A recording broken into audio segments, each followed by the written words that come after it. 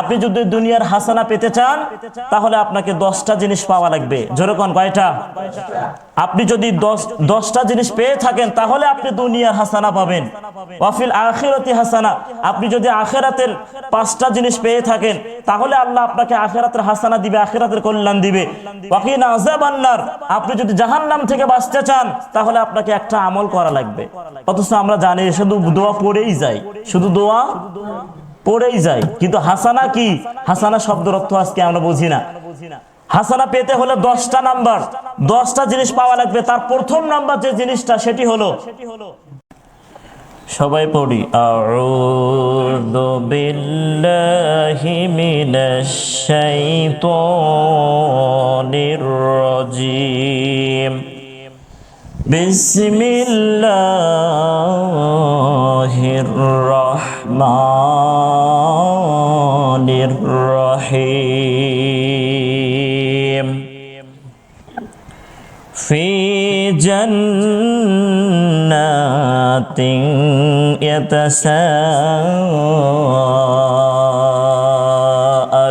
ইয়াতাসাআলুন আনিল মুজরিমিন, মা সালাকাকুম ফি সাকর, ক্বালু লাম নাকু মিনাল মুসাল্লিন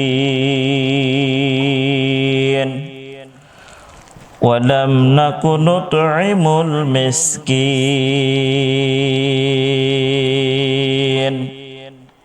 ওয়া কুন্না নাখুদু মা'আল খাইদিন ওয়া কুন্না নুকাযযিবু বিয়াউমিদ্দিন হাত্তা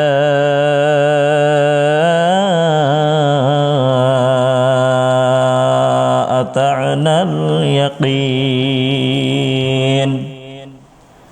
সাদাকতা ইয়া রাব্বানা, ইন্নাল্লাহা ওয়া মালাইকাতাহু ইউসাল্লুনা আলান নাবিয়্যি, ইয়া আইয়ুহাল্লাযীনা আমানু সাল্লু আলাইহি ওয়া সাল্লিমু তাসলিমা। সবাই দরুদ ইব্রাহিম পড়ি। আল্লাহুম্মা সাল্লি আলা মুহাম্মাদ ওয়া আলা আলি মুহাম্মাদ কামা সাল্লাইতা আলা ইব্রাহিম ওয়া আলা আলি ইব্রাহিম ইন্নাকা হামিদুম মাজিদ। আল্লাহুম্মা বারিক আলা মুহাম্মাদ ওয়া আলা আলি মুহাম্মাদ কামা বারাকতা আলা ইব্রাহিম ওয়া আলা আলি ইব্রাহিম ইন্নাকা হামিদুম মাজিদ। দুনিয়া থাকার জায়গা না, এই দুনিয়া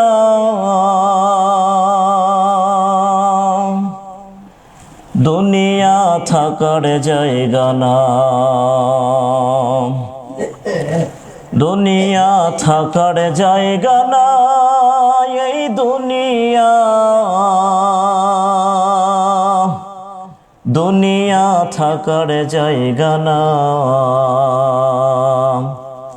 না ফেরার দেশে যাইবা একদিন ভেসে, না ফেরার দেশে যাইবা একদিন ভেসে, আর তো ফিরায় আইবা না এই দুনিয়া, দুনিয়া থাকার জায়গা না, দুনিয়া থাকার জায়গা না। নাকের কাছে জীবন তোমার, মরণে ঘাড়ের পিছে, পরাণ পাখি দিলা ফাঁকি, সবই তোমার মিশে। নাকের কাছে জীবন তোমার, মরণে ঘাড়ের পিছে, পরাণ পাখি দিলা ফাঁকি, সবই তোমার মিছে। চোখ মুজিলে একবার তুমি, চোখ মুজিলে একবার তুমি আর তো ফিরায় আইবা না, দুনিয়া থাকার জায়গা না, দুনিয়া থাকার জায়গা না, এই দুনিয়া, দুনিয়া থাকার জায়গা না। আলহামদুলিল্লাহ, শুকরিয়া আদায় করি সে আল্লাহ দরবারে যে আল্লাহ তাআলা আপনাকে আমাকে সুস্থ রেখে সুস্থ হালতে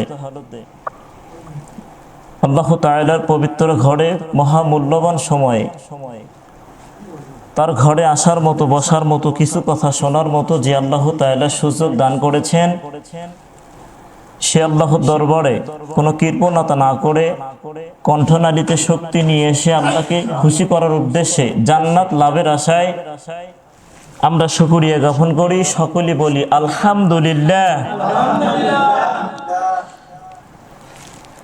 দরুদ পড়ি সাইয়্যিদুল মুরসালিন খাতামান নাবিয়িন, সব নবীদের সম্রাট, সকলে বলি জনাবে মুহাম্মদ সাল্লাল্লাহু আলাইহি ওয়াসাল্লাম। সম্মানিত আমার প্রাণপ্রিয় বাপজানরা, সম্মানিত আমার যুবক ভাইয়েরা, আসেন আজকে আমি সূরা মুদ্দাসসিরের 40 নম্বর 39 থেকে শুরু করছি। প্রায় 5টা আয়াত আমি তেলাওয়াত করেছি। আল্লাহ তাআলা এই আয়াতের উপর কিছু কথা বলার এবং আপনাকে শোনার তৌফিক দান করুক। আমিন। জোরে বলেন আমিন। যেহেতু সময় অল্প কম, খুবই কাটা কাটা কয়েকটা কথা বলবো। আল্লাহ তাআলা কি মেসেজ এই মুদ্দাসসিরের 39 নম্বর আয়াত থেকে শুরু করে নিয়ে আল্লাহ তাআলা কি মেসেজ তার বান্দাকে দিলেন, আমাদের জানার দরকার আছে না নাই? আছে। আজকে মুসলমান কোরআন টাকের উপর রাখছে কিন্তু বোঝার চেষ্টা করে না, অথচ কোরআনের হক আছে, কোরআনের হক আছে। আমি শুধু আলোচনার আগ মুহূর্তে দিয়ে মনে করে দেই, আমরা রব্বানা আতিনা ফিদ দুনিয়া হাসানা বলি যে আল্লাহ তুমি আমাকে দুনিয়াতে হাসানা দাও, কল্যাণ দাও। হাসানা শব্দের অর্থ হলো কল্যাণ, যেরকম তো কি কল্যাণ। ওয়াফিল আখিরাতি হাসানা, আল্লাহ তুমি আমাকে আখিরাতে হাসানা দাও। ওয়াকিনা আযাবান নার, আল্লাহ তুমি আমাকে জাহান্নাম থেকে বাঁচাও। কিন্তু এর মধ্যে আল্লাহ কি আপনাকে এমনি এমনি হাসানা দিবে? জোরে বলেন, এমনি এমনি হাসানা দিবে? এমনি এমনি হাসানা দেবে না। আপনি যদি দুনিয়ার হাসানা পেতে চান তাহলে আপনাকে 10টা জিনিস পাওয়া লাগবে। জোরে কোন কয়টা? আপনি যদি 10টা জিনিস পেয়ে থাকেন তাহলে আপনি দুনিয়ার হাসানা পাবেন। ওয়াফিল আখিরাতি হাসানা, আপনি যদি আখিরাতের 5টা জিনিস পেয়ে থাকেন তাহলে আল্লাহ আপনাকে আখিরাতের হাসানা দিবে, আখিরাতের কল্যাণ দিবে। ওয়াকিনা আযাবান নার, আপনি যদি জাহান্নাম থেকে বাঁচতে চান তাহলে আপনাকে একটা আমল করা লাগবে। অথচ আমরা জানি শুধু দোয়া পড়েই যাই, শুধু দোয়া পড়েই যাই, কিন্তু হাসানা কি? হাসানা শব্দের অর্থ আজকে আমরা বুঝি না। হাসানা পেতে হলে 10টা নাম্বার, 10টা জিনিস পাওয়া লাগবে। তার প্রথম নাম্বার যে জিনিসটা সেটি হলো আপনাকে কোরআন পাওয়া লাগবে। কি পাওয়া লাগবে? সবাই কোন কি পাওয়া লাগবে? কোরআন পাওয়া লাগবে। এখন আপনি বলতে পারেন হুজুর আমার বাড়িতে 3টা 4টা 5টা করে কোরআন আছে। না, এই কোরআন পাওয়ার কথা বলা হয় নাই। আল্লাহ তাআলা বললেন আল্লাযীনা আতাইনাহুমুল কিতাবা হাক্কা তিলাওয়াতি, কেউ যদি কোরআন পায় সে যেন কোরআনের হক আদায় করে তেলাওয়াত করে। কি আদায় করে? এখন কোরআনের হক কয়টা? কোরআনের হক হলো 4টা। জোরে কোন কয়টা? কোরআনের হক কয়টা? 4টা। 1 নাম্বার, আপনাকে সহি শুদ্ধ ভাষায় তেলাওয়াত জানতে হবে। আর সূরা মুজাম্মিলের 4 নম্বর আয়াতের মধ্যে আল্লাহ বলেন আউজিদ আলাইহি ওয়া রাত্তিলিল কুরআনা তারতিলা, তোমরা কোরআন পড়ো তারতিলা সহিত। কিসে সহিত? তারতিলা শব্দের অর্থ কি? তারতিলা শব্দের অর্থ হলো সহি শুদ্ধ ভাষায় আপনাকে আমাকে কোরআন তেলাওয়াত জানতে হবে। 2 নাম্বার কারণটা হলো 2 নাম্বার, যদি কেউ হাসানা পেতে চায়, দুনিয়ার কল্যাণ যদি কেউ পেতে চায় তাহলে কোরআন পাওয়া লাগবে। কোরআন পাইতে হলে কোরআনের হক আদায় করা লাগবে। কোরআনের হক কয়টা? 4টা। 1 নাম্বার সহি শুদ্ধ ভাষায় কোরআন তেলাওয়াত জানতে হবে। 2 নাম্বার বুঝে বুঝে তেলাওয়াত করা লাগবে। বুঝে বুঝে। আজকে অধিকাংশ মানুষ, প্রায় 90% মানুষ কোরআনের অর্থ বোঝে না। ঠিক না ভাই? ঠিক। 99% মানুষ কোরআনের অর্থ বোঝে না। তাহলে 2 নাম্বার কোরআনের হক কি? কোরআনটা বুঝে বুঝে তেলাওয়াত করা। 3 নাম্বার, যতটুকু বুঝেছেন তার উপর আমল করা। যতটুকু বুঝেছেন তার উপরে আমল করা, 4 নাম্বার ওইটা সমাজের মধ্যে বাস্তবায়ন করা, ওটা সমাজের মধ্যে কি করা, বাস্তবায়ন করা। এই 4টা হক যদি আপনি আদায় করতে পারেন তাহলে আপনি দুনিয়ার হাসানা পাবেন, দুনিয়ার হাসানা আল্লাহ আপনাকে দিবে। কিন্তু আপনি কোরআনই পান নাই, কোরআন বোঝানোর চেষ্টা করেন না, আর আপনি আল্লাহকে বলতেছেন আল্লাহ আপনি দুনিয়া আমাকে হাসানা দেন। হাসানা দিবে আপনার কই থেকে? আপনাকে 10টা জিনিস পাওয়া লাগবে। আপনি 1 নাম্বার সেটা হলো কোরআন, আপনি কোরআনটা প্রথম নাম্বারে তো ফেল করছেন। সম্মানিত দ্বীনি ভাইয়ের, আসেন কোরআনটা টাকের উপর তুলে রাখার জন্য আসে নাই, কোরআনটা মরাবাড়ি তেলাওয়াত করার জন্য কোরআন আসে নাই। আপনার পরিবার থেকে শুরু করে নিয়ে রান্নাঘর থেকে বঙ্গভবন পর্যন্ত প্রত্যেকটা জায়গার কথা, প্রত্যেকটা জিনিসের বিবৃতি কোরআনের মধ্যে আছে না নাই? আছে। আজকে আমরা কোরআনটা বোঝার চেষ্টা করি না। আল্লাহ তাআলা এই কোরআনটা বোঝার তৌফিক দান করুক, আমিন।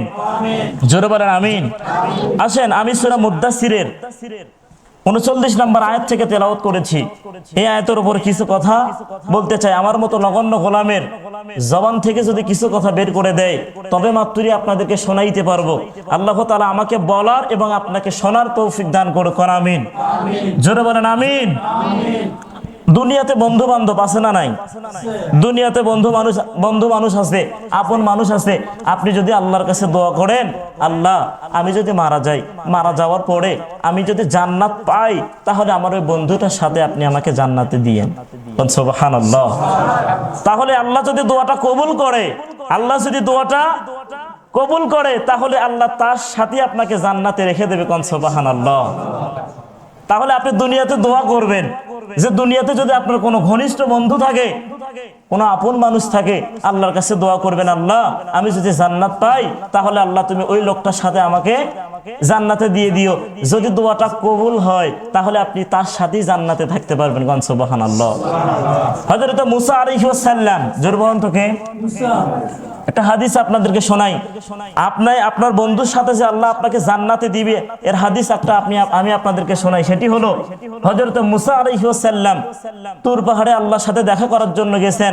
আল্লাহকে ডাক দিয়ে বলতেছেন আল্লাহ আমি যদি জান্নাতে যাই তাহলে আমি কি জান্নাতে একা একা থাকবো না আমার সাথে কেউ থাকবে?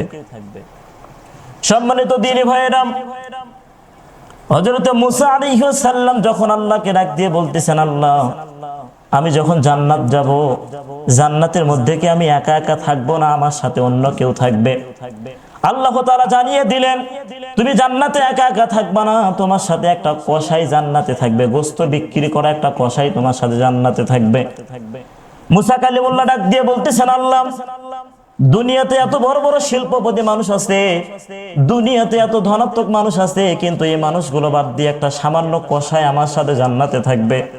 আল্লাহ একটু লোকটার পরিচয়টা দেন, আমি তার কাছে একটু যেতে চাই। আল্লাহ তাআলা বললেন আচ্ছা ঠিক আছে। আল্লাহ তাআলা পরিচয় দিয়ে দিলেন যে অমুক বাজারে যাবে, অমুক বাজারে গিয়ে দেখবা ওখানে অনেক মানুষ গোশত বিক্রি করতেছেন, ওখানে দেখবা একটা মানুষ সাদা পরনে একটা জুব্বা পরিধান করে থাকবে, সাদা একটা টুপি থাকবে, সাদা একটা সালোয়ার থাকবে, ওই লোকটাই হলো তোমার সাথে জান্নাতে থাকবে।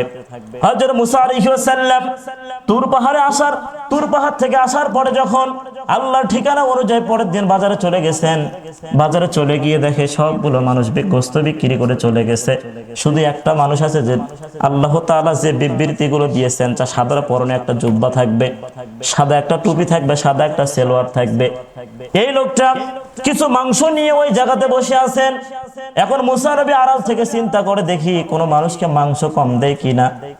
অনেক মানুষ গোশত কেনার জন্য তার কাছে আসলো, দেখলো কোনো গোশত কম দেয় না, ওজনে কোনো ভেজাল দেয় না। বলেন তো আজকে সমাজের মুসলমানদের মধ্যে বলেন তো খাদ্যের মধ্যে ভেজাল আছে না নাই? ওজনের মধ্যে ভেজাল আছে না নাই? ওজনের মধ্যে ভেজাল আছে। আজকে যে ডিজিটাল মিটার আছে তার মধ্যেও ভেজাল। আমি আগামীকাল জয়পুরহাট পাম্পে একটা তেল তুলতে গেছি। আমি এক পাশে থেকে তেল তুললাম, আর একটা ভাই এসে বলতেছেন যে ভাই আমি এই পাশে থেকে তেল নেব না এই পাশে থেকে তেল নিব, কিন্তু ওই পামওয়ালা ভাই ওই পাশে থেকে দেবে না, বলতেছেন আমাদের মহাজনের নিষেধ আছে, ওই পাশে থেকে তেল দেওয়া নিষেধ। পরবর্তীতে তেল দিলেন, এই পাশে থেকে তেল নিলেন। আমি জিজ্ঞাসা করলাম ভাই আচ্ছা ওই পাশে থেকে আপনাকে তেল দিল না কেন?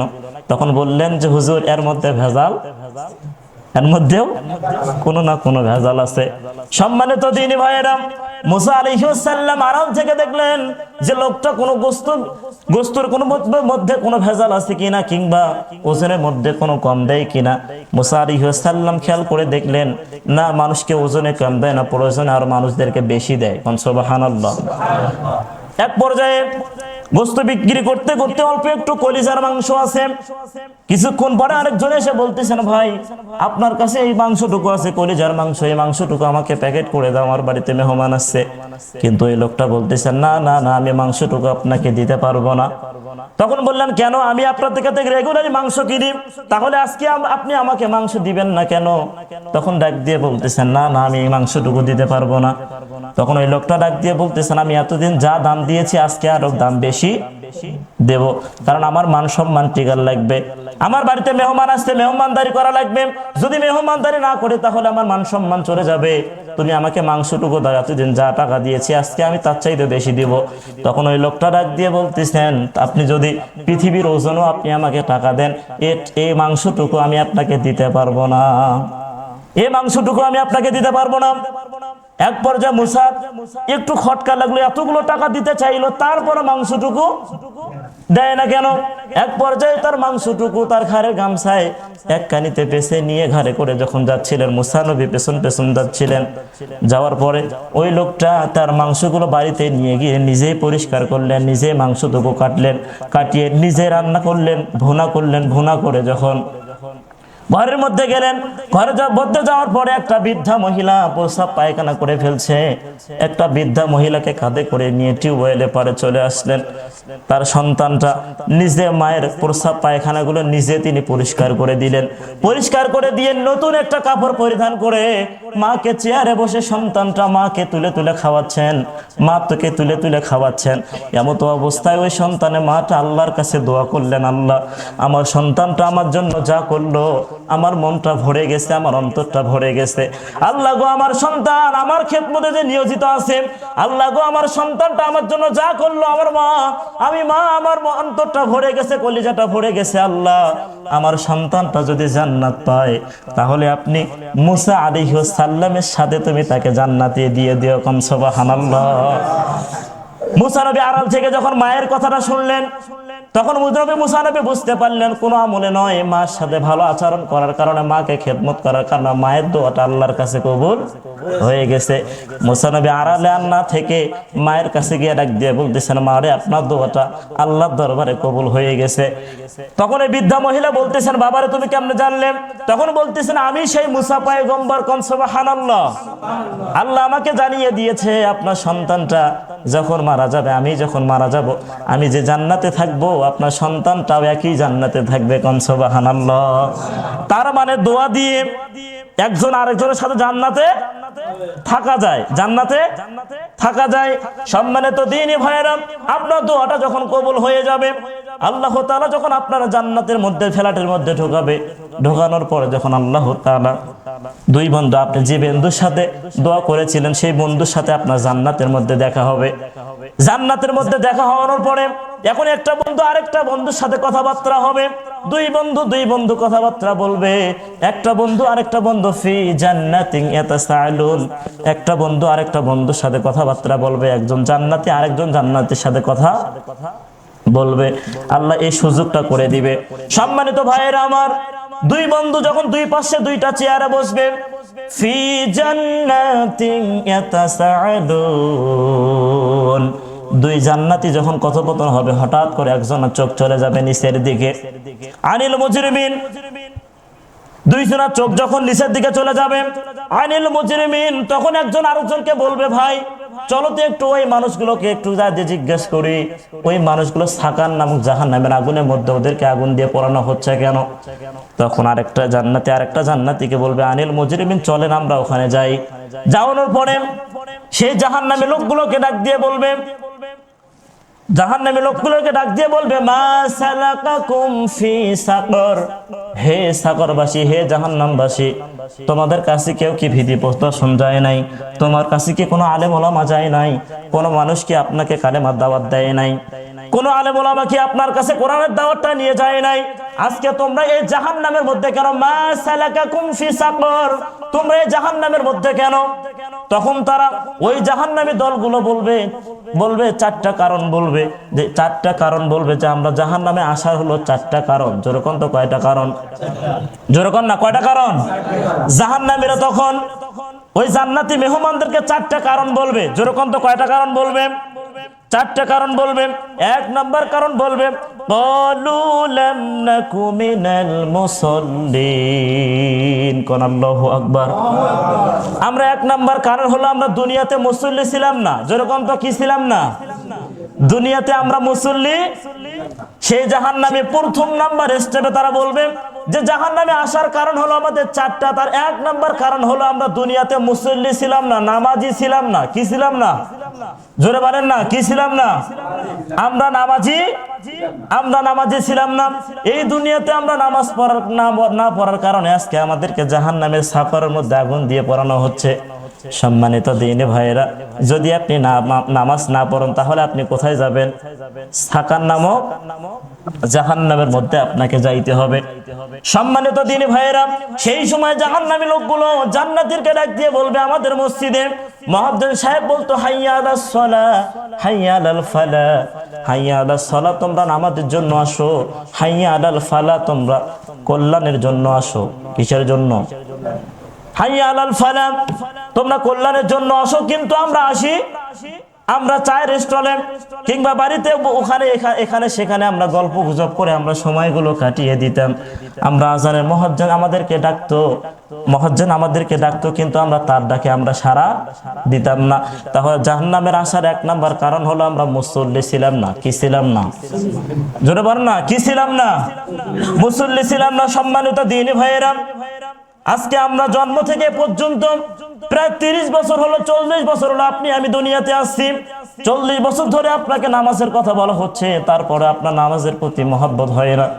আজকে তারপরে আপনার মসজিদের দিকে আপনি ধাবিত হন না।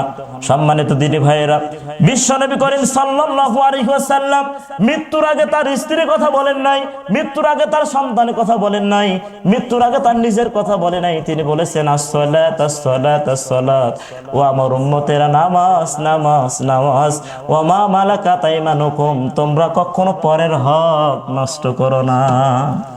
কিসের হক? পরের হক নষ্ট করো না। তাহলে মৃত্যুর আগে আল্লাহ নবী দুইটা কথা বলে গেছেন, আসসালাত আসসালাত আসসালাত, ও আমার উম্মতেরা নামাজ নামাজ নামাজ। আল্লাহ নবী নামাজের কথা বলে গেছেন। আজকে এখানে যদি বলা যায় বিশ্ব নবীকে কে কে ভালোবাসেন, যদি হাত তোলার কথা বলি ঠ্যাং তুলে বসে থাকবে, অথচ নামাজের কথা বললে মুখ বেঁকা হয়। এরকম মুসল্লি আছে না নাই? আছে। সম্মানিত দিনী ভাইয়েরা, তাহলে জাহান্নামের এক নাম্বার কারণ হলো যারা সালাত আদায় করবে না তারা কোথায় চলে যাবে? জোরে কন্যা, কোথায় চলে যাবে? যদি আপনি ছাকার নামক জাহান্নাম থেকে বাঁচতে চান তাহলে আপনাকে 5 ওয়াক্ত নামাজ পড়া লাগবে। আল্লাহ নবীর উপর যখন নামাজ ফরজ হওয়ার পর আল্লাহ নবী সাহাবীদেরকে বললেন, ও সাহাবীরা, তোমরা যদি এই 5 ওয়াক্ত নামাজ আদায় করতে পারো তাহলে তোমাদের জন্য 8টা জান্নাতের দরজা খুলে যাবে। 5 ওয়াক্ত নামাজ পড়লে তোমাদের জন্য 7টা জাহান্নামের দরজা বন্ধ হয়ে যাবে। এই 5 ওয়াক্ত নামাজ পড়লে তোমরা ঈমান নিয়ে মৃত্যুবরণ করবা।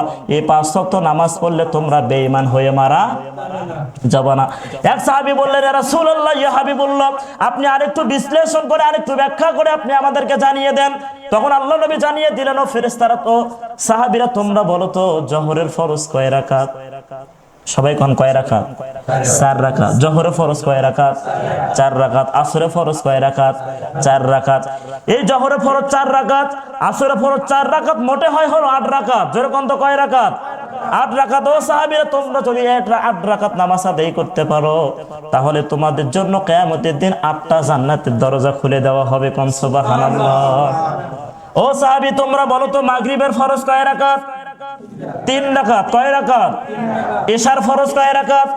4 রাকাত। তারা 4 আর 3 কত হয়? 7 রাকাত। ও সাহাবীরা, তোমরা যদি এই 7 রাকাত নামাজ আদায় করতে পারো কিয়ামতের দিন তোমাদের জন্য 7টা জাহান্নামের দরজা বন্ধ হয়ে যাবে। কোন সুবহানাল্লাহ। ও সাহাবীরা, ফজরের আছে 2 রাকাত। এই ফজরের নামাজ যদি তোমরা পড়তে পারো তাহলে তোমরা ঈমান নিয়ে মৃত্যুবরণ করবা, বেঈমান হয়ে মারা যাবে না। তাহলে আল্লাহর নবী তার জবান দিয়ে বললেন, 5 ওয়াক্ত নামাজ পড়লে তোমরা ঈমান নিয়ে মৃত্যুবরণ করবা। 5 ওয়াক্ত নামাজ পড়লে তোমাদের জন্য 8টা জান্নাতের দরজা খুলে দেওয়া হবে। 5 ওয়াক্ত নামাজ পড়লে তোমার জন্য 7টা জাহান্নামের দরজা বন্ধ হয়ে যাবে। তাহলে সেই 5 ওয়াক্ত নামাজ পড়ার দরকার জোরে বলেন তো আছে না নাই? সেটা কি মৃত্যুর আগে না মৃত্যুর পরে? কবরে যাওয়ার আগে না কবরে যাওয়ার পরে? কবরে যাওয়ার। সম্মানিত দিনী ভাইয়েরা, দুঃখের সাথে কথাগুলো বলতে হয়। আজকে 30 বছর 40 বছর ধরে এই মসজিদে এই মেম্বারে বসে 30 বছর 40 বছর ধরে নামাজের কথা ইমাম সাহেব বলে, তারপরে আপনি নামাজের দিকে ধাপিত হন না। সম্মানিত দিনী ভাইয়েরা, বিশ্বনবীর একটা সাহাবীর ঘটনা আমি আপনাদেরকে শোনাতে চাই। আব্দুল্লাহ ইবনে আনসারী সবার শেষে মসজিদে আসে নামাজ আদায় করার জন্য, সবার শেষে মসজিদে চলে আসে, আবার নামাজ পড়িয়ে সবার আগে তিনি মসজিদ থেকে চলে যায়। এই দৃশ্য যখন খলিফাতুল মুসলিমিন হযরত ওমর দেখতে পাইলেন যে আব্দুল্লাহ ইবনে আনসারী সবার শেষে মসজিদে আসে, আবার নামাজ পড়ার সাথে সাথে তিনি সবার আগে মসজিদ থেকে চলে যায়, আল্লাহ নবী দরবারে গিয়ে আল্লাহ নবীকে নালিশ করলেন, ইয়া রাসূলুল্লাহ, ইয়া হাবিবুল্লাহ, আব্দুল্লাহ ইবনে আনসারী তো মুনাফিক হয়ে গেছে। আল্লাহ নবী বললেন, তুমি কিভাবে অনুধাবন করলে যে আব্দুল্লাহ ইবনে আনসারী মুনাফিক হয়ে গেছে? তখন খলিফাতুল মুসলিমিন হযরত ওমর ডাক দিয়ে বলতেছেন, ইয়া রাসূলুল্লাহ, ইয়া হাবিবুল্লাহ, আমি আপনার জবান দিয়ে শুনেছি যে মুনাফিকদের কিছু লক্ষণ আপনার জবান দিয়ে আমরা শুনেছি। মুনাফিকদের মসজিদ ঘর ভালো লাগে না, মুনাফিকদের ভালো লাগে হচ্ছে বাজার ঘাট। জোরে কোন তো কি ঘাট? বাজার ঘাট। মুনাফিকদের ভালো লাগে হচ্ছে চায়ের স্টল, মুনাফিকদের ভালো লাগে হচ্ছে শয়তানি কাজগুলো। মুনাফিকদের মসজিদ ঘর ভালো লাগে না। আব্দুল্লাহ ইবনে আনসারী যদি মসজিদ ঘর ভালো লাগতো তাহলে সবার শেষে তিনি আসে, আবার সবার আগে তিনি মসজিদ থেকে বের হয়ে যায় কেন? আমার মনে হয় তার মসজিদ ঘর ভালো লাগে না। সম্মানিত ভাইয়েরা, ব্যবসা হলো হালাল, চায়ের স্টলটা ব্যবসা হলো হালাল, কিন্তু আজকে আমরা সেখানে হারাম ঢুকাছি। ওই হোটেলে চায়ের স্টলে আজকে সিনেমা ছাড়া, আজকে নাটক ছাড়া চায়ের আড্ডায় জমে না।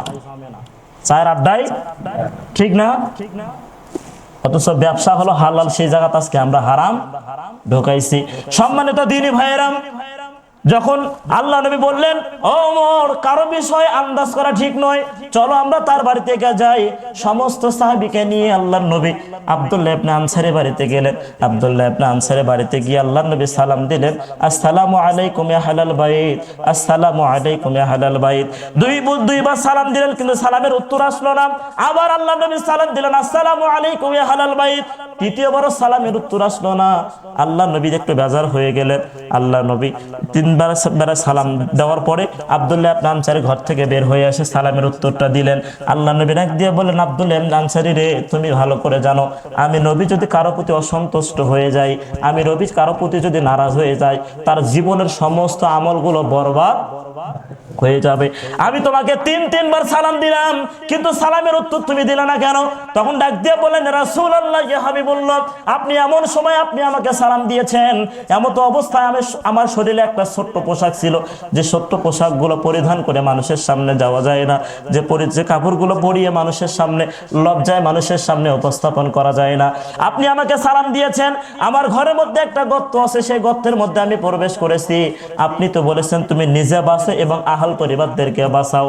আমি মসজিদ থেকে তাড়াতাড়ি আসার কারণটা হলো, আমি মসজিদ থেকে নামাজে পড়ে আসার কারণটা হলো, আমার পরিবারের মধ্যে, আমার সংসারের মধ্যে বড় একটা চাদর আছে, যে বড় চাদরটা পরিয়ে আমি নামাজ পড়ার জন্য আমি মসজিদে চলে যাই। আবার আপনি তো বলেছেন যে নিজে বাঁচো এবং আহাল পরিবারদেরকে বাঁচাও। এখন নামাজের পরে যদি আমি আপনার কোরআন এবং হাদিসের কথাগুলো শুনি, তাহলে আমার স্ত্রীর নামাজটা কাজা হয়ে যাবে। এই জন্য আমার ওই কথাগুলো শোনা আমার হয় না। নামাজ শেষে আমি তাড়াতাড়ি বাড়িতে চলে আসি।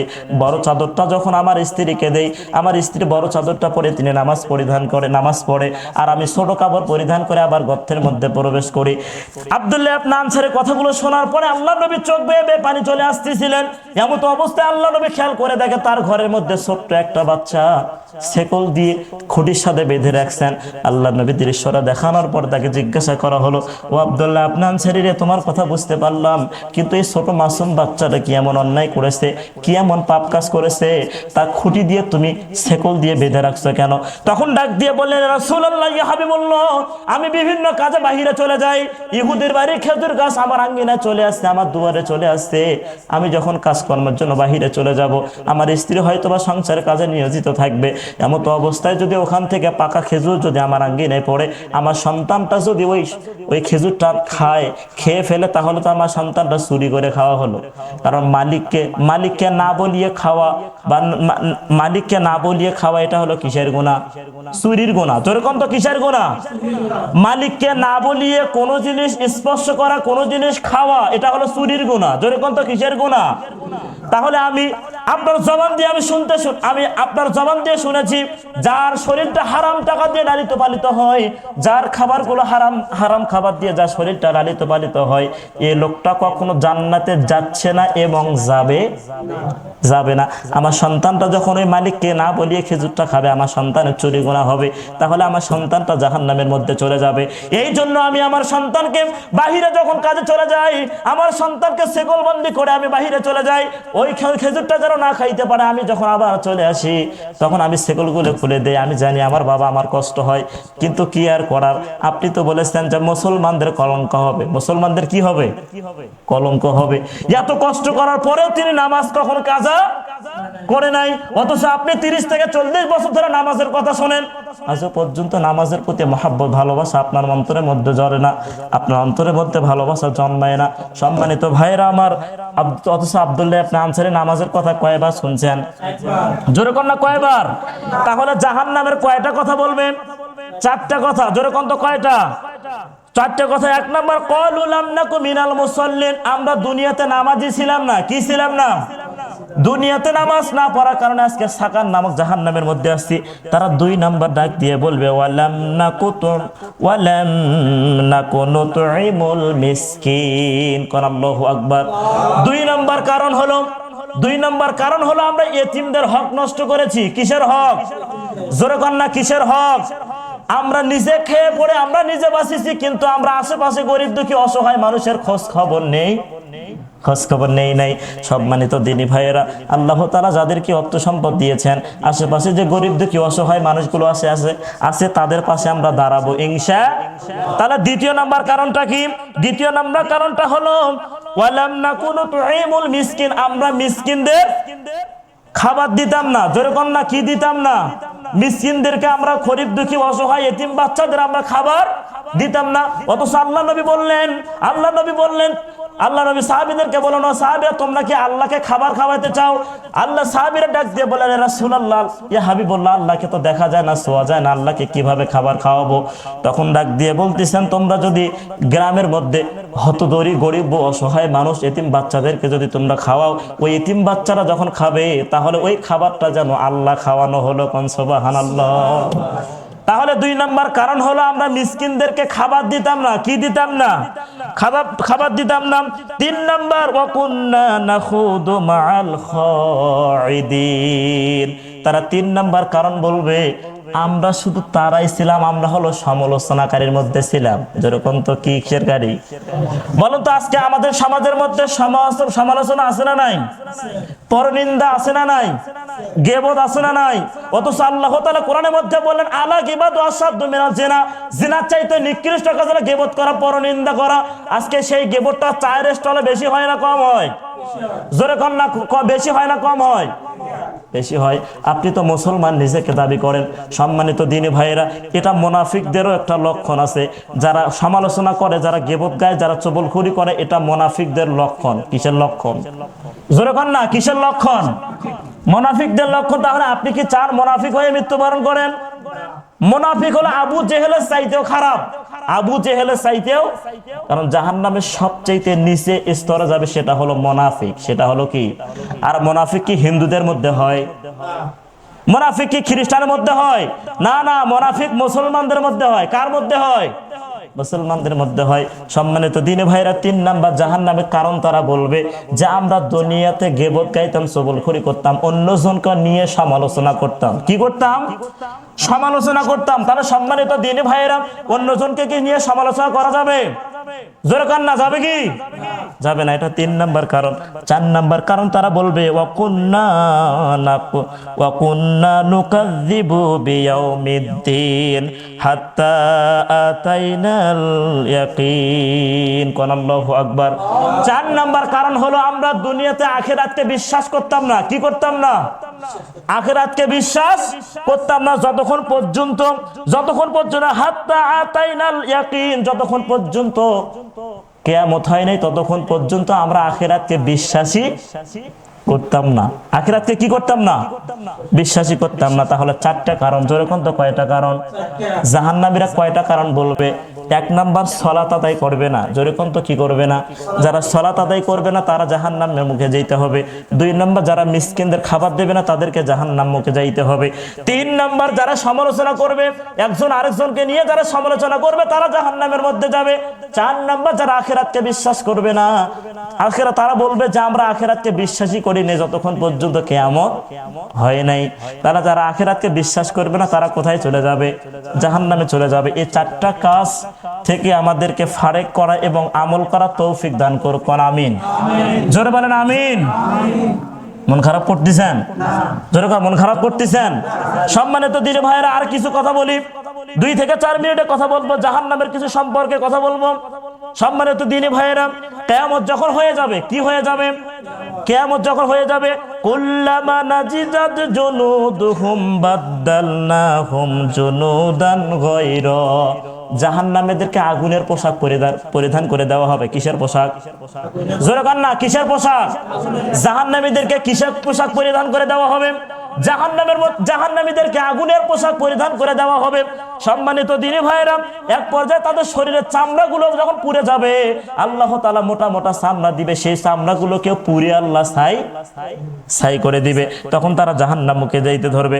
জাহান্নাম মুখে যখন যাইতে ধরবে, তাকাদু তামাইয়াজু মিনাল গাইস, জাহান্নাম যেন বিকট শব্দ করবে, জাহান্নামের গসাই ফেটে পড়বে।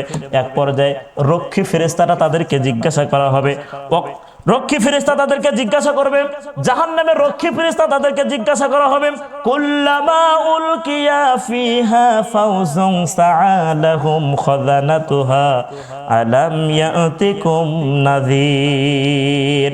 তখন রক্ষী ফেরেশতা ডাক দিয়ে বলবে, তোমাদের কাছে কি কেউ ভীতি প্রদর্শন করার জন্য তোমাদেরকে কাছে কেউ কোনো আলেম ওলামা যায়নি? তাহলে তোমরা আজকে জাহান্নামের মধ্যে আসতেছে কেন? জাহান্নামের মধ্যে যাচ্ছ কেন? তখন ডাক দিয়ে বলবে, ক্বালু বালা কদ জাআনা নাযীর, আমাদের কাছে আলেম ওলামা আসছিল কিন্তু আমরা সেটা যেরকম না বিশ্বাসী করি নাই। আর তারপরে জাহান্নামীরা ডাক দিয়ে বলবে, ওয়াকুলু লাউ কুন্না নাসমাউ আও নাকিলু মা কুন্না ফি আসহাবিস সাঈর, দুনিয়াতে আমাদের কাছে আলেম ওলামা গেছে কিন্তু তাদের কথা আমরা উড়িয়ে দিতাম, বিশ্বাস করতাম না। এক পর্যায়ে জাহান্নামী লোকগুলো বলতে বলতে তারা জাহান্নামকে চলে যাবে। وقال الذين كفروا ربنا عرض لنا ديني أضلنا من الجن والإنس نجعلهما تحت أقدامنا ليكون من الأسفلين। কোন আল্লাহু আকবার। তখন তারা বলবে, হায়রে কিয়ামত, আমরা যদি দুনিয়াতে আলেমের কথা বিশ্বাস করতাম, আলেমের কথা অনুযায়ী যদি আমরা চলাফেরা করতাম, আজকে আমাদেরকে এই জাহান্নামের মধ্যে যাইতে হতো না। আজকে কিছু কিছু মানুষ আলেমদেরকে ফুৎকার দিয়ে নিভাতে চায়, কিন্তু আলেমদেরকে কি ফুৎকার দিয়ে নিভানো সম্ভব? সেরকম তো না, সম্ভব। আল্লাহ তাআলা এই আমলগুলো করার তৌফিক দান করুক। আমিন। জোরে বলেন আমিন। সম্মানিত দিনী ভাইরা, আসেন এই আমলগুলো আমরা আজ হোক কাল হোক আমাদেরকে যাওয়া লাগবে না?